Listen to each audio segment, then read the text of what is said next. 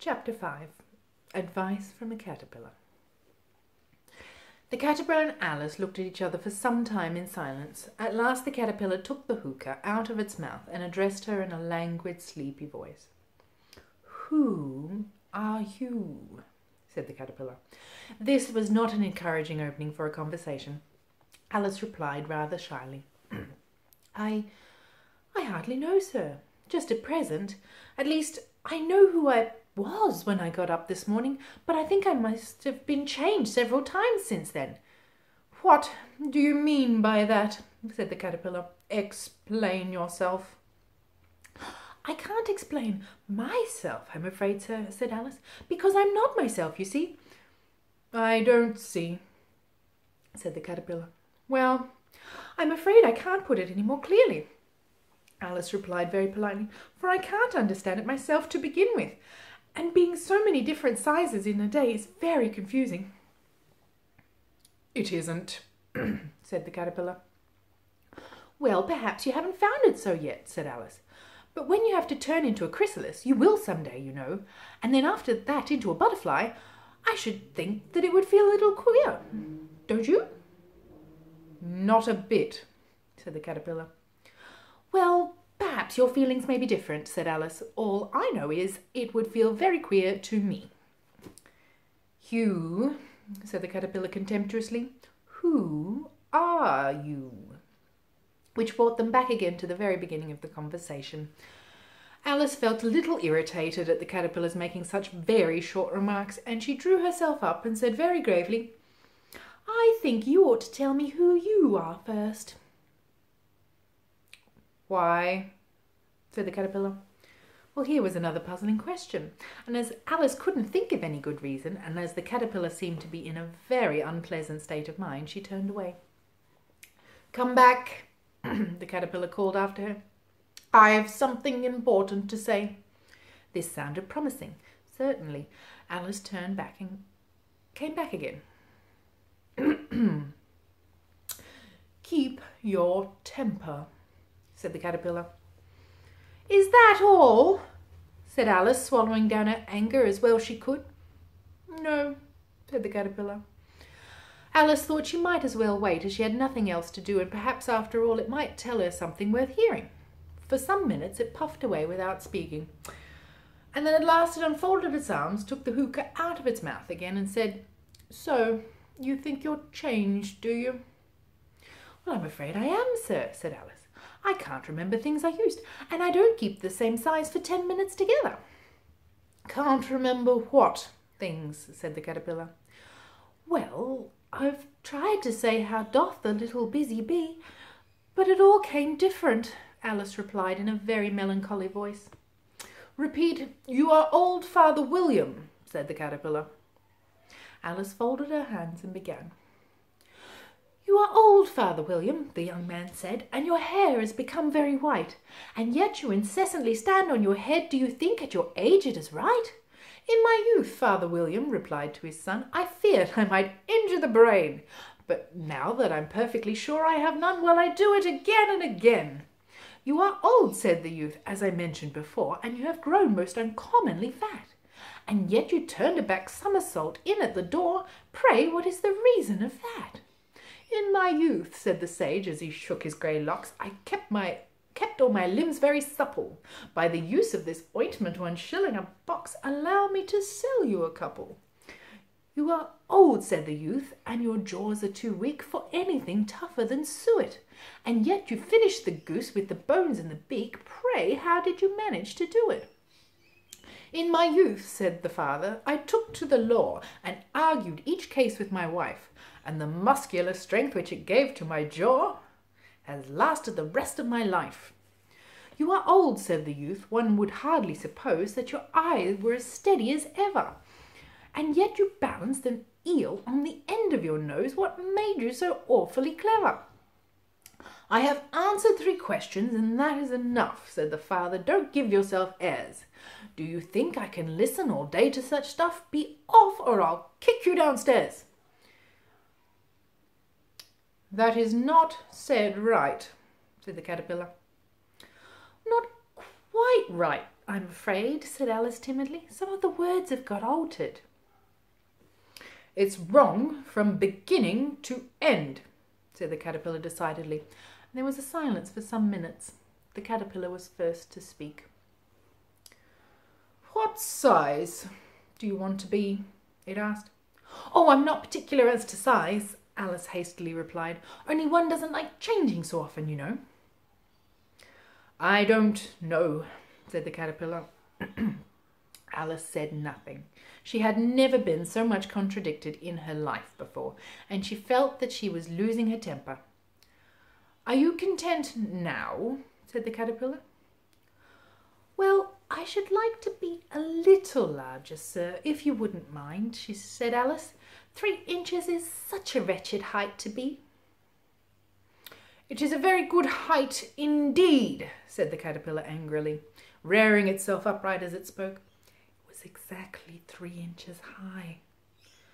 But I'm not used to it, pleaded poor Alice in a piteous tone, and she thought of herself, I wish the creatures wouldn't be so easily offended. You'll get used to it in time, said the caterpillar, and put the hookah to its mouth and began smoking again. This time Alice waited patiently until it chose to speak again. In a minute or two the caterpillar took the hookah out of its mouth, yawned once or twice and shook itself. Then it got down off the mushroom and crawled away into the grass, merely remarking as it went, One side will make you grow taller, and the other side will make you grow shorter. One side of what? The other side of what? Thought Alice to herself. Of the mushroom, said the caterpillar, just as if she had asked it out loud, and in another moment it was out of sight. Alice remained looking thoughtfully at the mushroom for a minute, trying to make out where the 2 sides of it. Which were the 2 sides of it? And as it was perfectly round, she found it a very difficult question. However, at last she stretched her arms round as far as they would go and broke off a bit of the edge with each hand. And now which is which? She said to herself, and nibbled a little of the right hand bit to try the effect. And the next moment she felt a violent blow underneath her chin. It had struck her foot. She was a good deal frightened by this very sudden change, but she felt that there was no time to be lost, as she was shrinking rapidly, so she set to work at once to eat some of the other bit. Her chin was pressed so closely against her foot that there was hardly room to open her mouth, but she did at last and managed to swallow a morsel of the left-hand bit. Come, my head's free at last, said Alice in a tone of delight, which changed into alarm in another moment, when she found that her shoulders were nowhere to be found, and all she could see when she looked down was an immense length of neck, which seemed to rise like a stalk out of the sea-green leaves that lay far below her. What can all that green stuff be? And where have my shoulders got to? And oh, my poor hands, how is it I can't see you? She was moving them about as she spoke, but no result seemed to follow, except for a little shaking amongst the distant green leaves. As there seemed to be no chance of getting her hands up to her head, she tried to get her head down to them, and was delighted to find that her neck would bend about easily in any direction, like a serpent. She had just succeeded in curving it down into a graceful zigzag, and was going to dive in amongst the leaves, which she found to be nothing but the tops of the trees under which she had been wandering, when a sharp hiss made her draw back in a hurry. A large pigeon had flown into her face and was beating her wildly with its wings. "Serpent!" screamed the pigeon. "I'm not a serpent," said Alice indignantly. "Let me alone." "Serpent, I say again," repeated the pigeon, but in a much more subdued tone, and added with a kind of a sob, "I've tried every way and nothing seems to suit them." "I haven't the least idea what you're talking about," said Alice. "I've tried the roots of the trees, I've tried banks, I've tried hedges," the pigeon went on without adding to her, "but those serpents, there's no pleasing them." Alice was more and more puzzled, but she thought there was no use in saying anything more until the pigeon had finished. "As if it wasn't trouble enough hatching eggs, and I must be on the lookout for serpents night and day. Why, I haven't had a wink of sleep in these 3 weeks." "I'm very sorry you've been annoyed," said Alice, who was beginning to see its meaning. "And I had just taken to the highest tree in the wood," continued the pigeon, raising his voice to a shriek, "and just as I was thinking I should be free of them at last, they must needs come wriggling down from the sky. Ah, serpent! But I am not a serpent, I tell you. I'm Well, what are you?" said the pigeon. "I can see you're trying to invent something." I'm a little girl," said Alice, rather doubtfully, as she remembered the number of changes she had gone through that day. "Likely story, indeed," said the pigeon, in a tone of deepest concern. "I've seen good many little girls in my time, but never one with such a neck as that. No, you're a serpent, and there's no use denying it. I suppose you'll be telling me next that you have never tasted an egg." "I have tasted eggs, certainly," said Alice, who was a very truthful child. "But little girls eat eggs quite as much as serpents do, you know." "I don't believe it," said the pigeon. "But if they do, why then they're a kind of serpent. That's all I can say." This was such a new idea to Alice that she was quite silent for a minute or two, which gave the pigeon the opportunity of adding, "You're looking for legs. I know that well enough.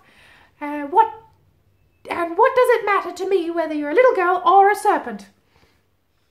"It matters a good deal to me," said Alice hastily, "but I'm not looking for eggs, as it happens, and if I was, I shouldn't want yours. I don't like to eat them raw." "Well, be off then," said the pigeon, in a sulky tone, as it settled again into its nest. Alice crouched down amongst the trees as well as she could, for her neck kept getting entangled amongst the branches, and every now and then she had to stop and untwist it.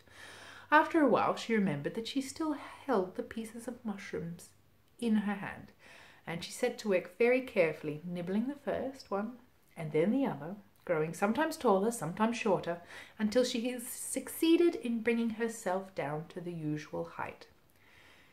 It was so long since she had been anything near the right size that it felt quite strange at first, but she got used to it in a few minutes and began talking to herself as usual.